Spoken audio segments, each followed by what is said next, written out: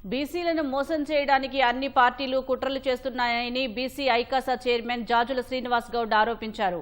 హైదరాబాద్ సైఫాబాద్ లో ఏర్పాటు చేసిన సమావేశంలో పాల్గొన్న జాజుల రిజర్వేషన్లు పెంచకుండా జడ్పీటీసీ, ఎంపీటీసీ ఎన్నికలకు వెళ్తే తీవ్ర పరిణామాలు ఉంటాయని హెచ్చరించారు.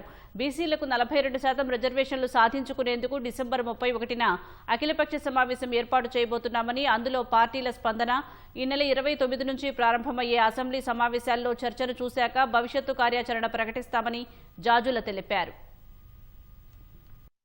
అన్ని పార్టీలు బీసీలను మోసం చేసి ఇలా ఎన్నికలు నిర్వహించాలని చూస్తున్నారు. కానీ మీ ఆటలు సాగనివ్వమని చెప్పి జేఏసీ స్పష్టంగా హెచ్చరిస్తుంది.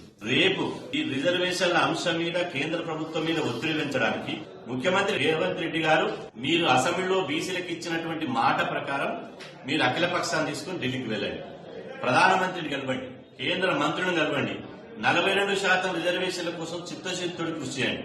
లేకపోతే మాత్రం మిమ్మల్ని బీసీ సమాజం నమ్మదు. రేపు 31వ తేదీన అఖిలపక్ష బీసీ రిజర్వేషన్ల మీద అఖిలపక్ష సమావేశం ఏర్పాటు చేయబోతున్నాం.